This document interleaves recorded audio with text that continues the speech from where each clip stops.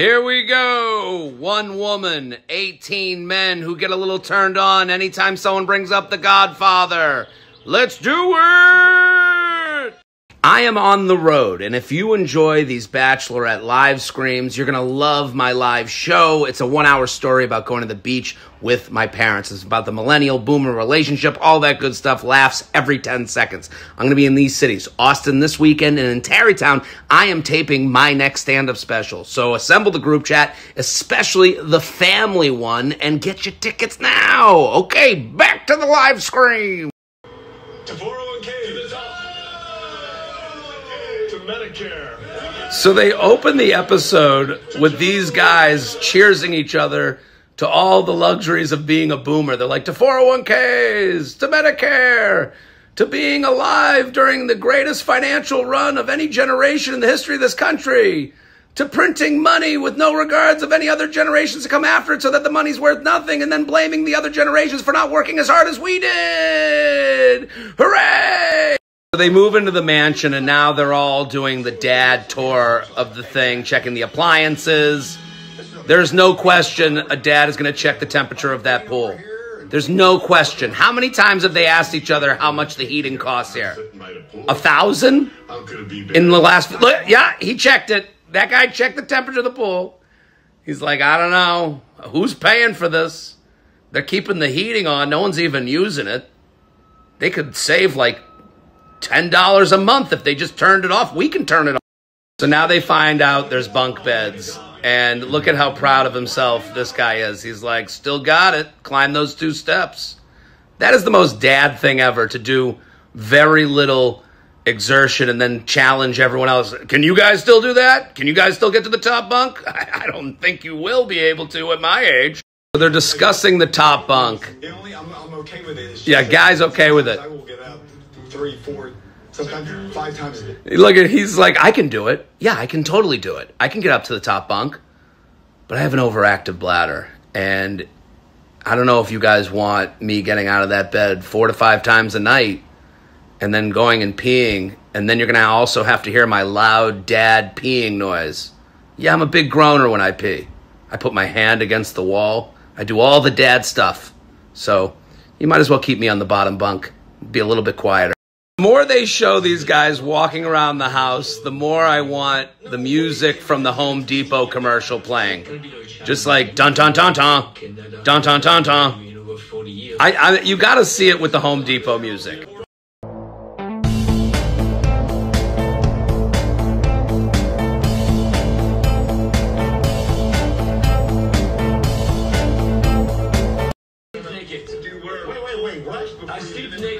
Pascal informs them that he sleeps naked. Pascal, how about you put on that Speedo underwear that you're probably wearing and just deal with it?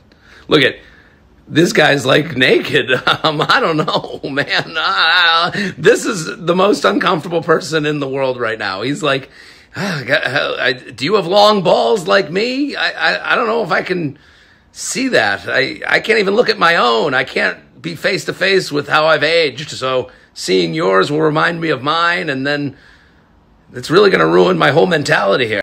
Here comes Jesse Palmer, and when he's around these guys, he looks like the program director at a country club member guest. He's like, yep, hey guys, this is a no-tipping club, just remember that, and the cart girl's going to be out there on the course in no time. Just make sure you keep your comments PG. So Jesse's explaining that there's 2 group dates and a one-on-one date, and none of the men look like they understand a word he is saying. They all look like my dad when I try to explain to him how to delete an email or something. They're like, wait, is it on Facebook? Is it on the TV? What's the code to the internet? Look at this guy's like, is it going to affect my pension, this group date? So Guy's going to read the group date names. And this generation, I don't think they've ever had their name read out loud before. Like, they didn't even take attendance in class growing up. Because they get really excited at the sound of their own name. Look at, that's his name. He's like, that's me. I'm Guy. I'm also a guy. So they're told to go in the other room to see what the date's going to be. They get up as quickly as their knees will let them. And they find out they're going to prom with Joan. They're going to do a prom with the crazy suits. They see the suits. They clap for the suits. These guys will clap for anything. Honestly, that could be a room full of Metamucil, and they'd be like, I need that. Yes. Okay, good. I don't have to buy that at Costco anymore. This guy, Jonathan, says he never went to prom. This will be his first prom. And nobody tells him that you should probably wear a shirt to prom. Going shirtless under the tuxedo is a decision. That is one of those where these guys are like, yeah, no shirt. Be that guy. Joan totally seems like the type that is into shirtless under a vest with a bow tie around the neck. Totally, do it. That's how I went to prom. You never went. You don't know. So Joan shows up in the limo. The guys are all in their funky tuxes. Joan looks very much like the head of the Price is Right Model Alumni Association. She's like, I used to point at a Cadillac while Bob Barker asked people to guess the price. Bob also made some weird neutering jokes to me, but we're going to look past it. So Jesse says there may be a smooch or two, and then they zone in on the best-looking old guy. Like, if I'm Bob over here, I'm like, are you zooming in on me? The smooch could happen with me, too, you know. No, you're trying to get in on Jordan. He's the one you look at for the smooch, not me. Not the guy who looks like he was struck by lightning, because if you remember last week, I actually was struck by lightning. And Taylor Dane is here. She looks amazing. She's bringing it. You can tell this is her moment. Look at this guy. Gary's like, oh my God. It's like, did they know I masturbated to her in high school? Did they know that? Just look normal, man. Don't give it away. So the party gets started. All the dads are doing the flailing arm dad's dance. I mean, this one was great. Look at Bob. He got some height. That is just on his own, living his best life. I love it. Watch this spin move. This guy is going to do a spin move that, I don't know if we could call that a spin move. That's just falling on the ground, kind of, I think. Right? Like, he is not going to sleep well tonight. So shirtless Jonathan confides in Joan that this is his first prom because he was canceled on by his prom date. And then Joan does the mom thing where you hear a story and you make it even worse by explaining the hard part that you didn't even think of. So it must have been so upsetting knowing that everybody was at the prom and you had a date and then you were sitting home alone. Yeah, I just told you that. I just said that I didn't go to prom. I didn't have to have it explained to me again that I was at home alone. Yeah, that's the whole point. I was home alone and I had nobody and everyone else was at prom. I just told you that story. Why did you just say it back to me? It hurt to hear it again. So Jordan, the one who looks like he has been put under an aging filter on TikTok, went on a date with Taylor Dane, who is the musical performer at the prom. He's like, yeah, listen, I've banged a lot of women. Look at me. Wouldn't you? That's why I moisturized my whole life, to have a face like this so that I could get with Taylor Dane later in life. Come on, Joan, you get it. This guy, Charles, just had the most powerful scene in the history of this show. He talks about his wife passing away and how he went into a little bit of a depression and she's the only woman he ever dated. This is the most desired man in America right now. He could have any woman he wants. Tyler Cameron, Idris Elba, George Clooney, Brad Pitt, and Charles. He has now entered into the top tier of pussy crushers in this country. Good for Charles. He could have any woman he wants, and he knows it. Look at, he's looking up at the camera. He's like, look at, this guy could have your wife right now, based on the scene he just had on TV. He has won this show. Shirtless Jonathan gets the group date rose and becomes prom king. She's like, you wore no shirt under your tux, and the AC in here is very cold. You didn't even complain. A person at our age going shirtless for a full night, I'm going to give you the rose. So this prom date was a real success. The only person that didn't have a good time is Joan's prom date from her high school, who she described as just a friend and short with a mustache. It was really, like, I feel bad for that guy. He's watching at home. He's like, Oh, my former prom date is on TV. We should watch as a family. I wonder what he's thinking. Yeah, it's been a tough night for old Barry over here. I thought Joan and I had a will they, won't they thing that ended at the prom, and yeah, I thought I could have gotten a kiss, but now, years later, I'm watching the Golden Bachelorette, and I'm just some short guy with a mustache who was in the friend zone. I posted on Facebook about how my hot date was going on the Golden Bachelorette. Joan, I was proud of you. I am 5'7". That is average height. Now I'm sitting here and my wife left the room. I don't even know if she can make love to me anymore. My kids, will they even respect me? I don't know if I can go into work.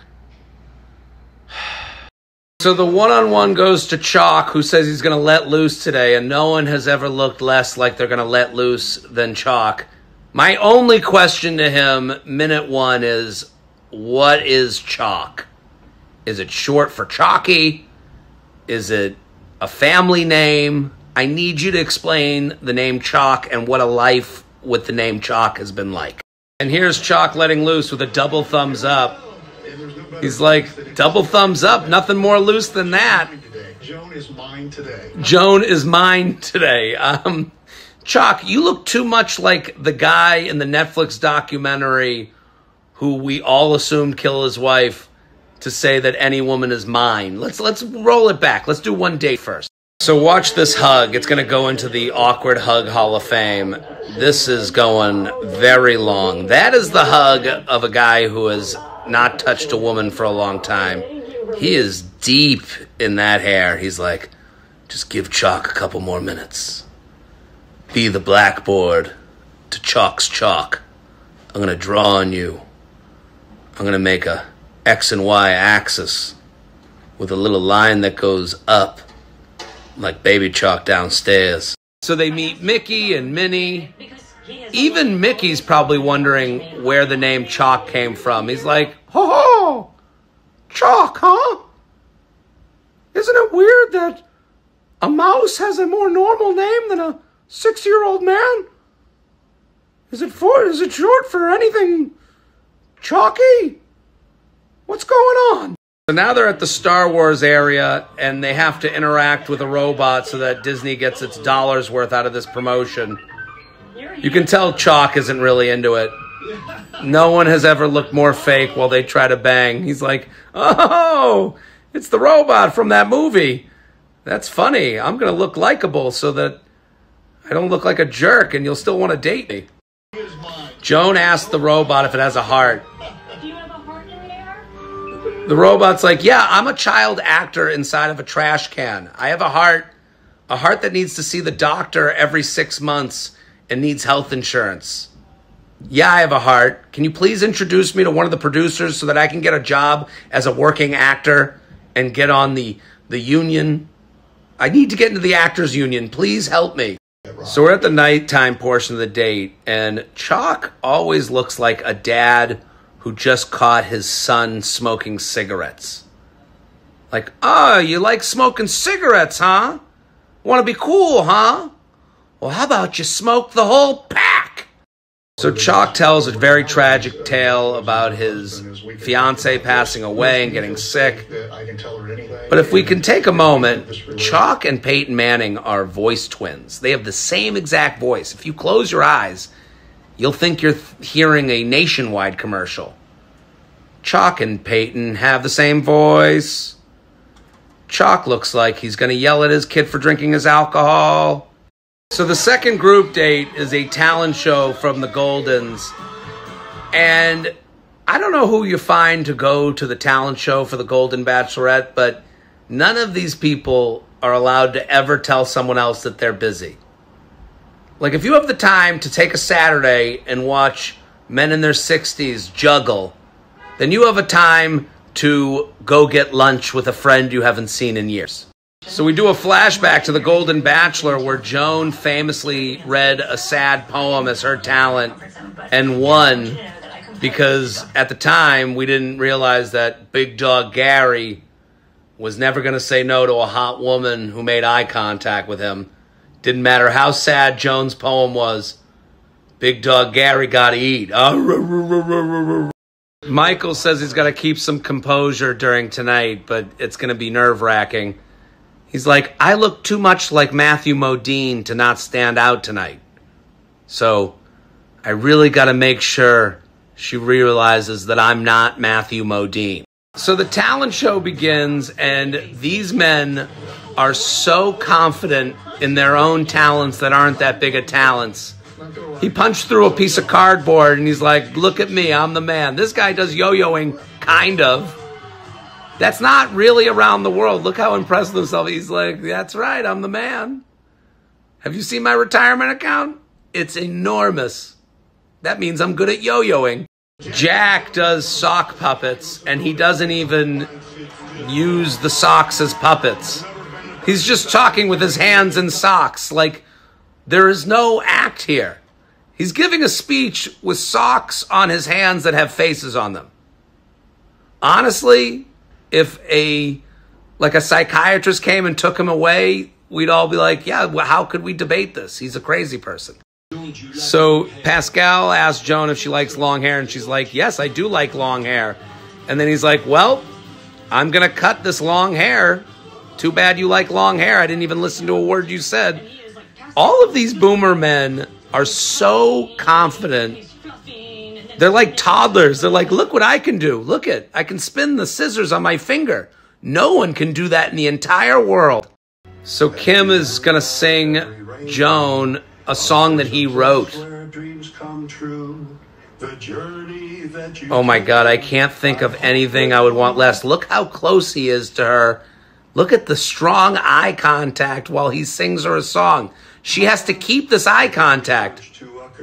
Look at this. Is to me this. Don't act like this is touching to you. Stop this. This is the dome of the undateables. All these women are sitting there like, I wish someone would sing to me. No, you do not. No one would wish to have someone sing to them this close. Look at even Joan. She's like, maybe if I don't blink, he'll think I'm a mannequin version of me. So now he gets a huge applause, and it ends, and they do the non-sexual kisses on the lips have been jarring. This will haunt me. This will make it so I can't sleep for the rest of my life. And now you have to see it too. If I have to see it, you do too.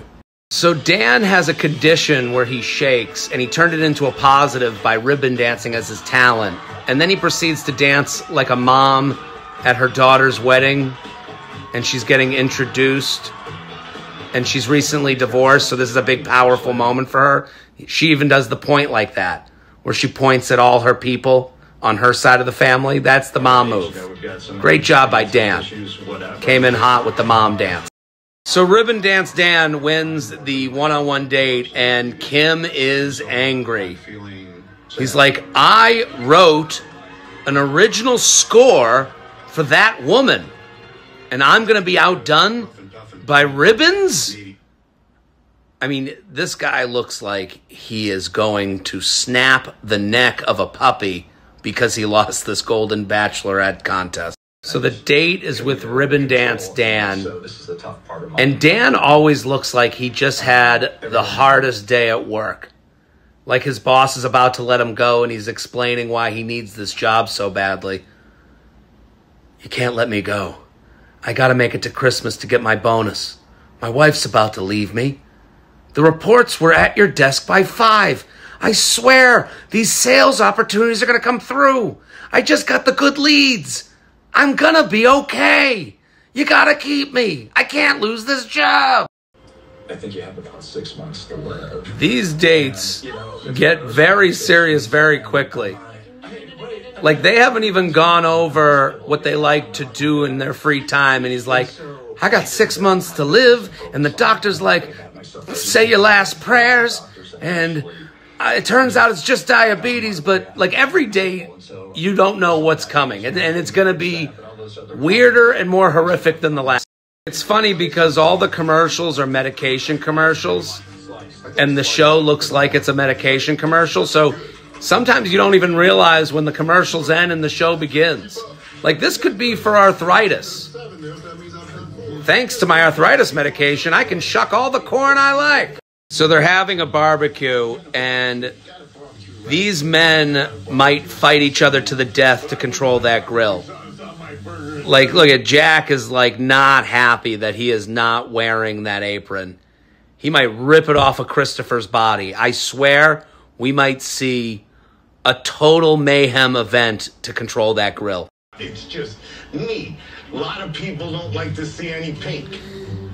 Jack is more fired up about how the burgers get cooked than he is about Joan. All your burgers are done right now. Look at it. He's getting the drama on this episode. Usually the drama on The Bachelor and Bachelorette is about, like, who's going to get the guy or the gal. On the Golden Bachelorette, it's all about, are we cooking the burgers correctly? So Jack forgets how many kids he has, and then he moves on to doing cannonballs at the pool. Jack is doing this show correctly. Joan is like a side thing. He's here to do cannonballs at the pool. He even does a little, it's cannonball time thing. This is how I would have done the show. Cannonballs. Sure, there's a woman there. I'll meet her when I can. I'm going to judge how people do the grill, and I'm going to drink a bunch of bourbon. Jack is doing it right. I wish I had the confidence of a boomer man. This guy does a trick that wouldn't even be considered a trick. Like, that's what you would do to your grandkid. That's the where's my thumb of tricks. And he's like, yeah, this will probably get me laid. I'll do the light thing. This guy Keith can't even hula hoop. And he's like, I'm going to go for the hula hoop. I know I can't hula hoop. I wouldn't even go near it. He's like, yeah, we'll give it a shot. We'll see what happens. Ugh, they are living in a dream world of their own delusion. So this guy Gil's wife passed away, and also it came out this week that there's a restraining order against him from another woman, and they're going to start editing him out of the show. And then he has this whole speech about how our dead spouses are going to be waiting for us in heaven to join us again. I don't know, man. I think your wife in heaven is going to be like, hey, why did you keep harassing that other woman? How about we talk about that first before we get into swinging with your new girlfriend from the Golden Bachelorette? So Joan presents Gary with a framed photo of them at the prom. And I don't think Gary's ever received a gift in his life the way he responds to this. It's like she gave him her kidney. He hugs the photo. It means so much to me. Look at it. Also, what do you do with this picture if it doesn't work out with Joan? Where do you hang this? In an office? And then your new girlfriend is like, hey, who's that woman with you in the picture? Oh, that's the woman I dated, you know, on a show with 18 other men. Don't worry about it. It's really like a 70-30 shot that you're going to have a heartbreaking conversation with someone in this house. 30%, hey, where'd you go to college? And 70%, hey, let me show you a picture of my dead spouse and then cry about my grandkid who will never meet them. Like, that's a tough day for Joan.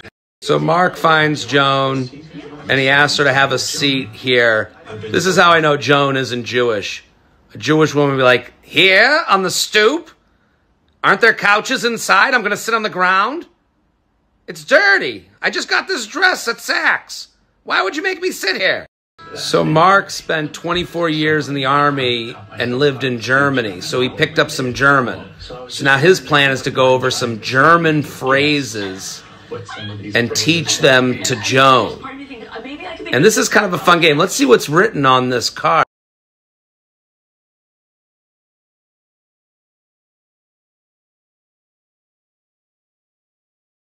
So he reads her the German, and listen to Joan's guess. Can I cuddle? Very close. Look at Mark held back. He took a deep breath. He's like, that's the dumbest guess I've ever heard. Can I cuddle? Joan, what are you going to lay your head on the welcome mat on the stoop and then Mark's going to spoon you? Can I cuddle? Guess again. So then they kiss, which is very sweet. And Joan can't even let Mark have the win. Look, she has to tell him that he did it wrong. You should have asked for that sooner. You should have asked for that sooner. Joan, he just did the most romantic thing, any guy in their 60s has ever done. And you're like, no, you should have just stuck your tongue down my throat. That would have been better than the cute German fun game that you played. So we're at the rose ceremony. And Joan's in charge, he says. Charles is not in charge. Look at America's sweetheart, Charles. This guy better start making Charles is not in charge t-shirts right now. He will have all the money. So Joan arrives at the rose ceremony dressed in a cape sponsored by Wicked. Look at Jordan says, wow. He's probably saying wow to the fact that he's about to date the waspiest woman on earth. He's like, wow, I don't know if you can wear a cape at my Jewish country club in Skokie. The only way Joan's dress that is also a cape would make sense for her is if she says this is in honor of Brat Summer. Because otherwise, there's just so much material that it looks like it was used to decorate a home for Halloween. Yeah, I don't know about this one, Joan. So the final rose goes to Guy. We lose Scientist Bob. We lose Matthew Modine. We lose Christopher, the Grill Master. And we lose Jack. Oh, sweet, sweet Jack, who looks like he's not sure what just happened at all. He's like, is there another rose? Where are the bourbons? Can you at least give me a daffodil to give to a woman the next time I'm at the bar? And Jack says his goodbye. He gets clapped out by the other men. And he looks like me walking out of a bar on my way to a pizza place across the street. This is 3 a.m. me. A little bit of a hitch in my giddy up. I had a ball in this place. Being careful on the stairs. I love it. And Joan says goodbye to the other men while Jack sings us off. Christopher joins them. That's it for me, and that's it for the Golden Bachelorette. I'll be back next week. Share, tell a friend, tag them in my feed post. I did it my